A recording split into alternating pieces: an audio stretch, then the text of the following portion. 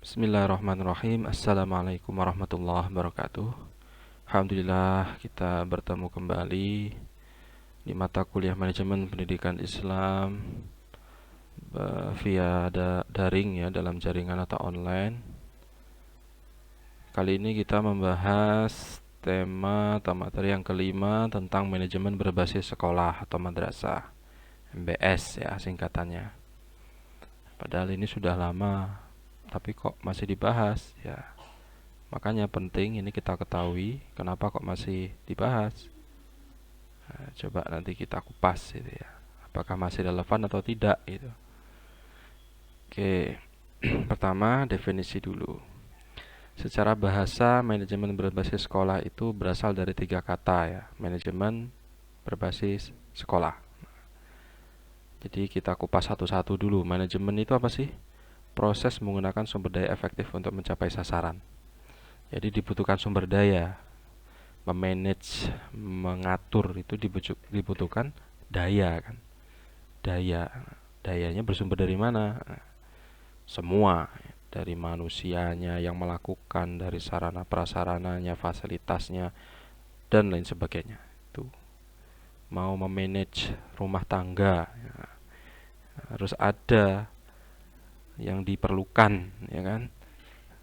Mau membina rumah tangga tapi kok tidak ada istrinya orang lain yang dibina, senani tonggone kan.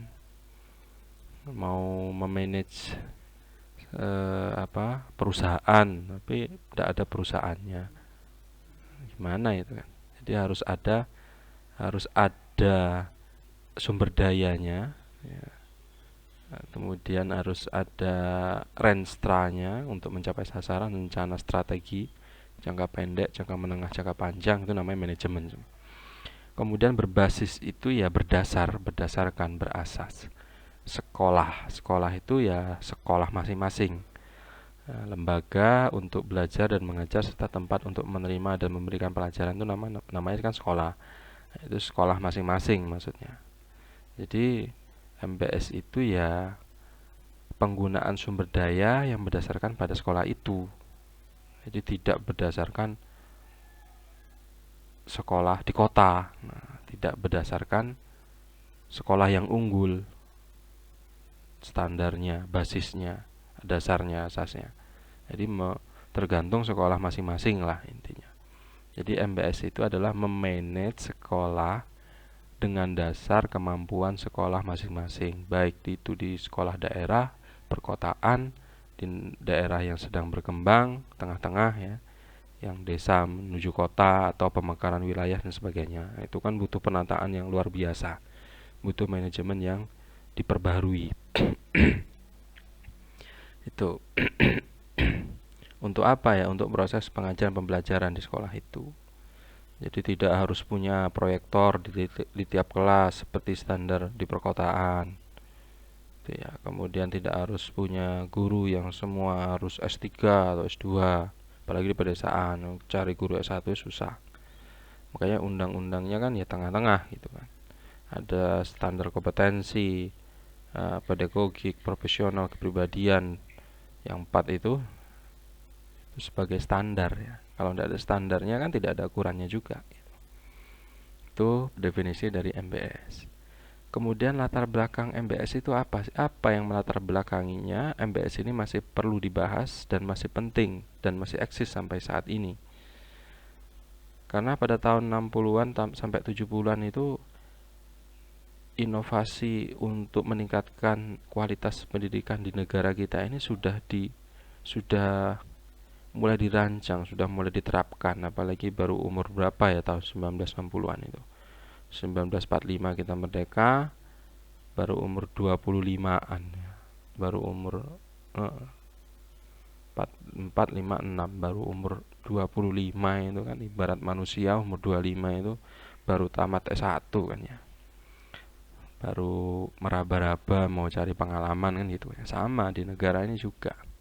Jadi masih mencoba-coba, akhirnya yang pas ya ini sesuai dengan wilayah masing-masing Indonesia yang maritim ini, yang pulauannya banyak gitu ya.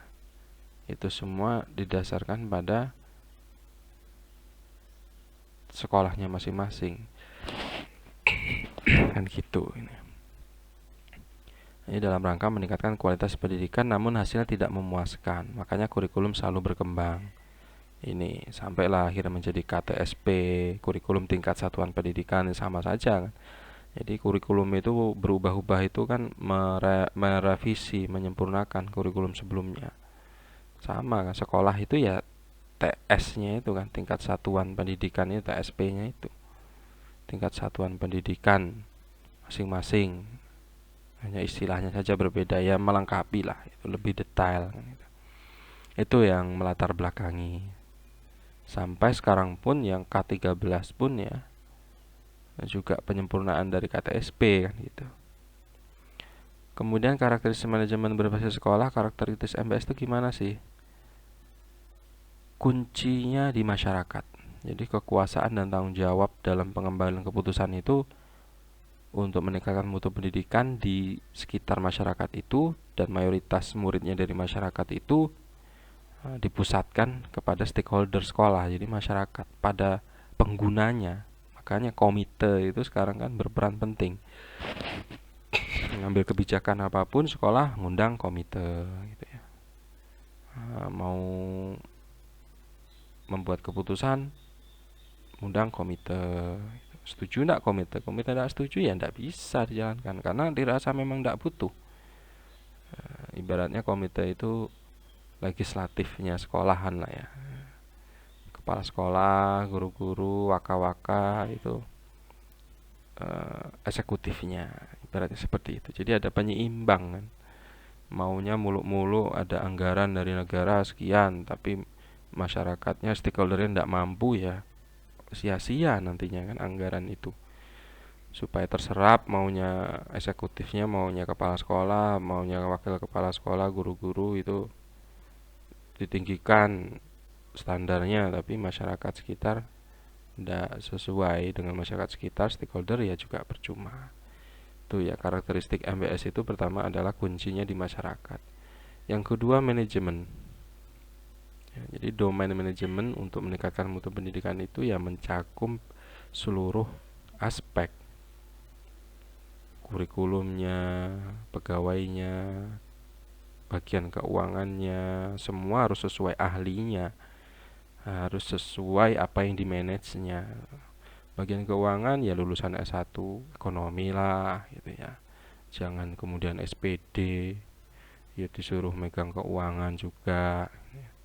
Nggak tahu nanti statistiknya kas keluar masuk itu gimana, walaupun ada standar minimal ada ya, tapi jika ahlinya benar-benar ahli, jadi bisa memprediksi ya, oh murid sekian, pemasukan sekian, hanya bisa melaksanakan kegiatan seperti ini. Jika ingin lebih, maka mengambil iuran lagi harus izin komite gitu ya.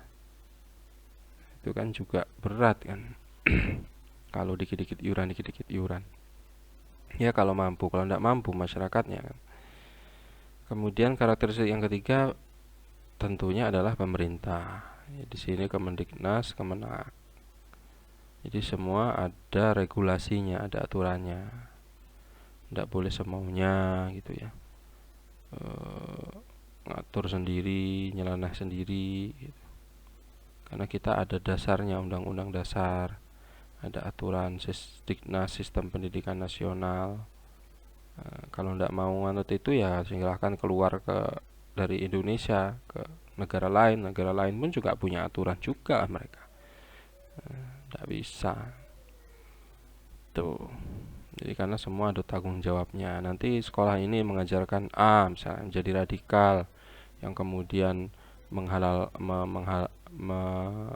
membolehkan lulusan itu menjadi radikal, membolehkan yang tidak sepemikiran dengan kelompok mereka halal dibunuh atau dianggap kafir, menjadi takfiri, akhirnya mengkafir-kafirkan. Kan ya juga tidak sesuai dengan tujuan pendidikan nasional, akhirnya kan memecah belah malahan, bukan menyatukan. Tuh, merasa paling benar. Oke, kemudian tujuan dari MBS itu apa sih? pemerataan pendidikan. Jadi kalau ada ukuran yang harus diikuti ini A gitu, semua senasional seluruh Indonesia mengikuti itu kan juga akhirnya tidak bisa rata, banyak yang kolaps sekolahnya, banyak yang tidak bisa mengikuti ya. Makanya sesuai manajemen berbasis sekolah masing-masing itu stakeholder kuncinya di masyarakat tadi supaya bisa rata. Kemudian efisien gitu ya. Efisien, jadi mengolah sumber daya yang ada itu sesuai dengan kemampuan masing-masing. Lagi-lagi tidak sesuai sumber daya di perkotaan pasti berbeda dengan pedesaan kan.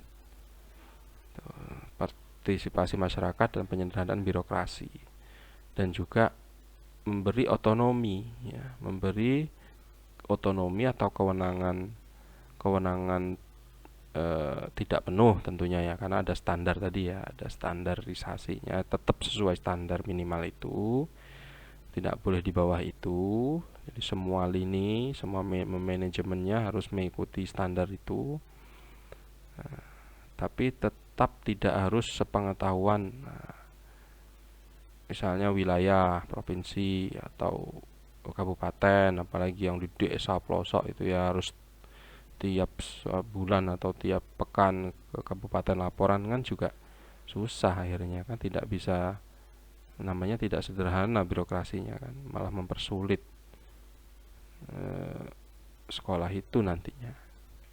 Jadi memang kewenangan diberikan kepada sekolah masing-masing itu supaya menyederhanakan birokrasi, itu tujuannya. Kemudian juga untuk meningkatkan mutu tentunya ya, melalui partisipasi orang tua, melalui partisipasi komite, melalui partisipasi masyarakat sekitar sekolah itu.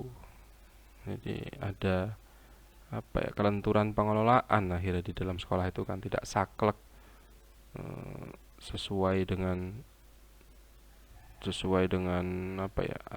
aturan standar yang baku, kemudian harus manut itu kan juga saklek akhirnya, tidak bisa. Kemudian adanya punishment, reward, hadiah, hukuman, itu juga untuk kontrol ya. Kemudian penghargaan, misalnya penghargaan kabupaten apa misalnya ya, apa itu namanya, Hadipura gitu ya, piala Hadipura itu kan dalam rangka untuk reward, hadiah, motivasi yang nanti berimbas kepada peningkatan anggaran untuk dari sisi pariwisata atau menghidupi UMKM-nya gitu ya, misal gitu ya. Itu semua kan atas dasar manajemen tadi. Kemudian faktor-faktor yang perlu diperhatikan dalam manajemen berbasis sekolah itu apa sih? Kewajiban sekolah, lagi-lagi itu ada standarnya, ada kewajibannya. Yang namanya sekolah, proses pembelajaran harus ada rencana RPP ya, harus ada. Jangan mentang-mentang di desa banyak yang belum bisa baca tulis, cara ngajarnya juga tidak ada standarnya, tidak direncanakan dengan baik kan juga tidak perlu buat RPP gitu kan, ribet-ribet administrasi pendidikan tidak boleh juga, tetap ada yang diperhatikan ya.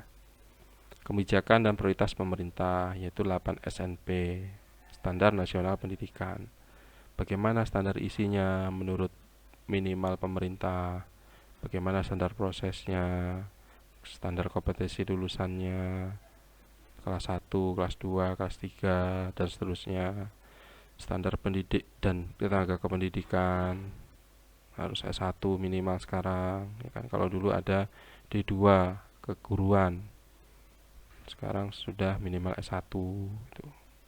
Peningkatan standar berarti kan. Ada standar sarpas, kalau tidak ada kelasnya nanti ada hujan petir sambar petir ya tidak jadi sekolah. Ada standar pengelolaan, standar pembiayaan, standar penilaian. Dan yang ketiga, yang paling penting adalah peranan stakeholder orang tua dan masyarakat. Tuh. Kenapa kok masih penting MBS ini? Karena yang memang berbasis sekolah, penyempurnaannya KTSP itu. Oke, silakan teman-teman diskusi di Google Classroom. Saya akhiri, wassalamualaikum warahmatullahi wabarakatuh.